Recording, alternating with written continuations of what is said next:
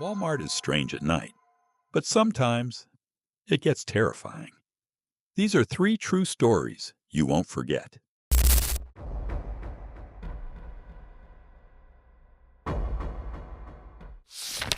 My name's Samantha. I'm 20 years old and I work at a Walmart near a small town called Jackson, Alabama.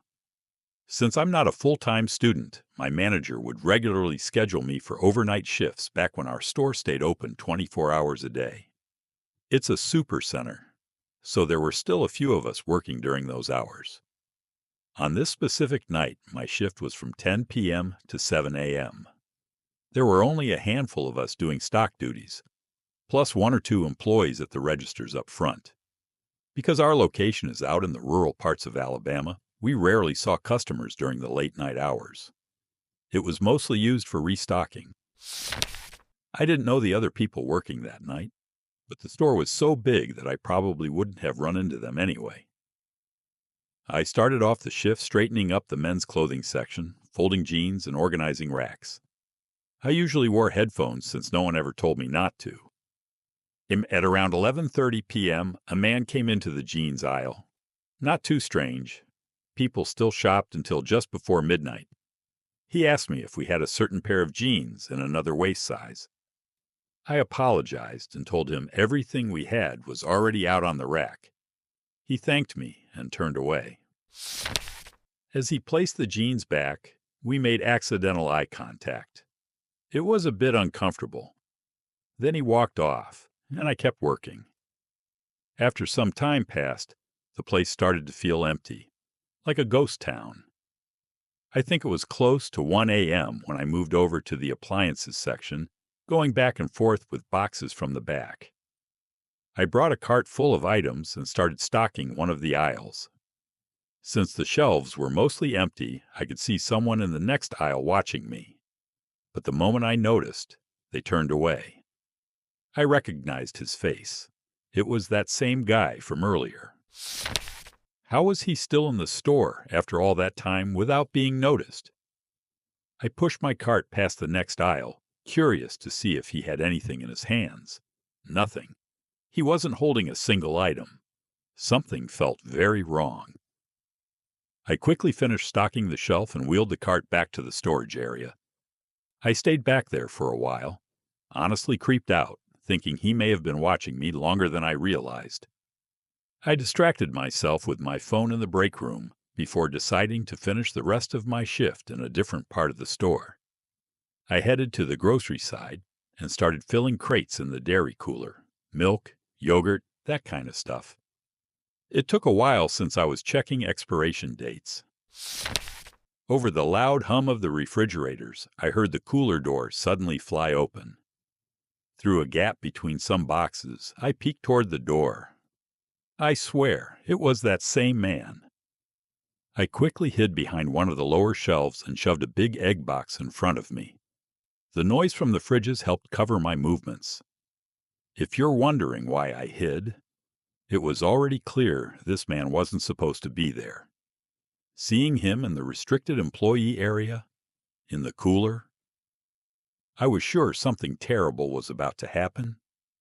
I stayed crouched, head down, for what felt like forever, waiting for the sound of the door opening and closing again. After a long silence, I lifted my head, and there he was, right in front of me, grinning. His smile vanished the moment I screamed. He tried to cover my mouth, but I fought back, shoving the egg box into him. The eggs exploded on the floor, and he backed up, looking down at his shoes. I bolted and didn't stop until I found another worker. His name was Bob. I remember his tag. Then the man came up to us and claimed he was from corporate, just checking up on things. He said he didn't mean to scare me and wanted to make sure I wasn't slacking off. Bob seemed to believe him. But honestly, Bob didn't strike me as the brightest. I asked the man why he tried to silence me, and he said he wanted to prevent a scene. To my shock, he then told me to finish stocking appliances and just walked off. I shouted after him, "What's your name?" And he called back, "Tom." And then he was gone. The next day, I contacted one of the managers and asked if anyone named Tom from corporate had been scheduled to visit during the night. Margaret, my manager, told me that was absolutely false. No one named Tom from corporate was on any list, and no corporate employee would be visiting at 2 in the morning. They reviewed the security footage, and a police report was filed.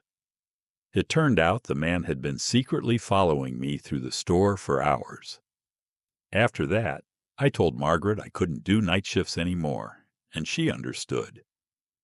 I still work at that Walmart, but only during the day now, either as a stocker or cashier.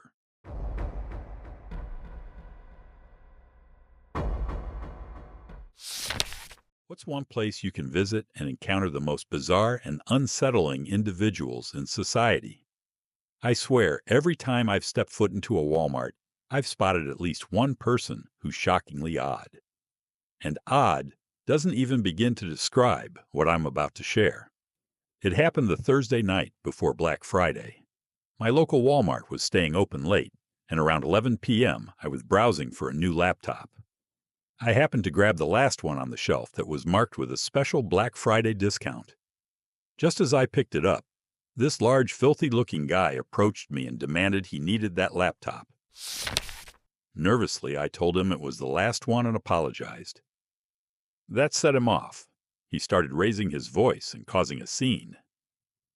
The guy clearly wasn't mentally stable, and my heart began to pound. I'm not used to dealing with confrontations like that. As people turned to look, I quickly walked away with the box in hand and went straight to the checkout line. He continued shouting at me from across the store. It was surreal. A couple of other customers tried to lighten the mood by joking about how crazy he was. Once I got home, everyone in my family was already asleep. I went out to the backyard by the pool to unbox and set up my new laptop. That's when the motion sensor light on the side of the house flicked on. I got up to check if someone was there. The light sometimes went off randomly. We live near a patch of woods, and animals often wander through. Still, being a bit of a coward, I went back inside, locked the doors, and continued setting up the laptop in the living room. Suddenly, I heard a car alarm, my Cadillac's. I looked out the window and confirmed it was mine. I rushed upstairs to grab my keys and tried to turn the alarm off with the remote, but it didn't work from inside. So I stepped out onto the porch and clicked it off manually. That's when I noticed a car parked on the street in front of our house, one I hadn't seen earlier. In our gated neighborhood, street parking is almost non-existent. Everyone has big driveways, so this car already seemed suspicious. Then I saw someone sitting inside it.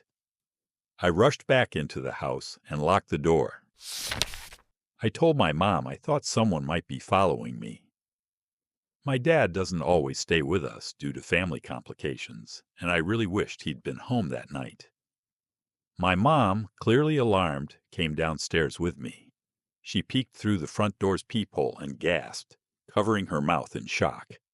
I looked too, and nearly got sick. That same huge man from Walmart was standing right on our doorstep.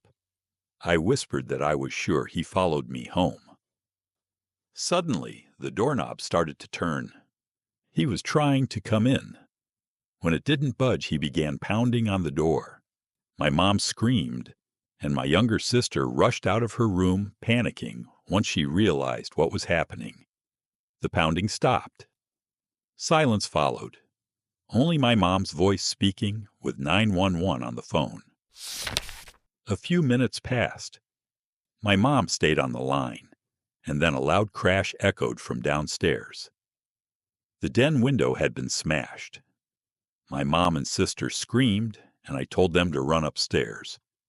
I locked the den door and waited, expecting more banging. But nothing came. Then outside, I heard a police siren wail briefly. Fastest response time I'd ever witnessed. I rushed out to meet the officers and led them to the den. Inside, they found that same filthy, deranged man hiding behind a couch. He was arrested immediately. We pressed charges. The whole time, he screamed threats and insults at me. One officer said he was clearly on something, probably drugs. They told us to try to get some rest, reassuring us that he wouldn't be back. So next time you laugh at the oddballs wandering around your local Walmart, just remember, some of them aren't just weird. Some are dangerous.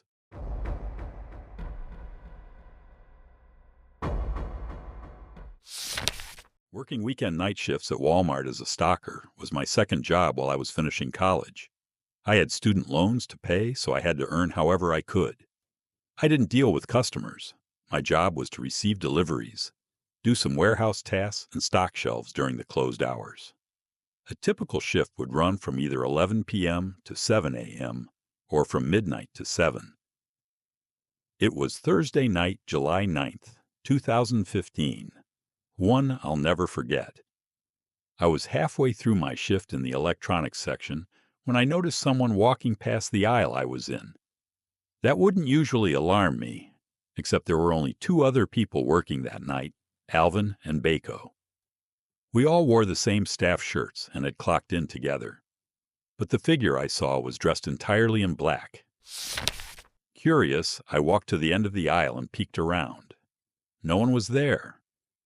I called out to Alvin and Bako, but there was no reply, which made it even weirder. Still, I went back to stocking.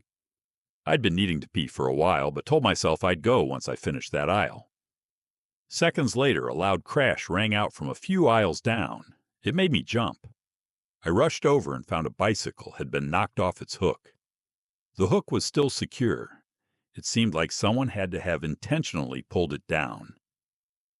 I rehung the bike and began pacing the aisles, feeling tense. When I reached the last aisle at the back, the cleaning and paper goods section, I heard something deeply unsettling. It was a laugh, one I can only describe as warped and eerie, coming from the next aisle over. I dashed toward the sound and froze. A man in all black was standing at the end of the aisle with his back to me, but his head was turned so I could see just one half of his face. Then, without warning, he bolted, not toward me, but down another aisle. I heard his footsteps echoing around the store. I had to decide whether to chase him or find my coworkers. I chose the latter. As I moved through the store, I kept hearing that twisted laugh and footsteps, almost as if they were circling me. I found Alvin in the women's department and told him someone who didn't belong was in the store, dressed in black. Since we didn't have radios, I asked him to let Bako know if he saw him. I couldn't wait anymore. I needed to use the restroom. I ran to the employee bathroom in the warehouse area. I layered toilet paper on the seat in one of the stalls and sat down. Yeah, I sit when I pee. While I was in there, the bathroom door creaked open and shut. Given that only a few people were in the building, I called out, "Who is that?" but got no answer. Then came the laugh again, closer this time. I looked through the crack in the stall and saw an eye. Someone was standing just inches from the door, peering in. They moved closer until the eye filled the whole crack.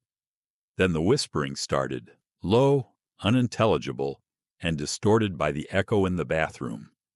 It chilled me. That's when I remembered I had Alvin's number. I pulled out my phone and called him immediately. I spoke loudly so the man would hear me and no help was coming. As I stayed on the line, the figure backed away and eventually left the bathroom. I told Alvin to get there fast. Within 30 seconds, Alvin arrived. He said he hadn't seen anyone on the way. Since the store had no active security overnight, we couldn't check the cameras. I stayed by Alvin's side the rest of the night. I didn't feel safe alone. The next day, when I woke up around 3 p.m., I had a text from my boss. He said all the security cameras had shown static that night. Nobody had turned them off, as far as he knew. Reading that sent chills down my spine. He believed me, but without any footage, there wasn't much he could do. That was the only shift I ever worked where something happened that I still can't explain.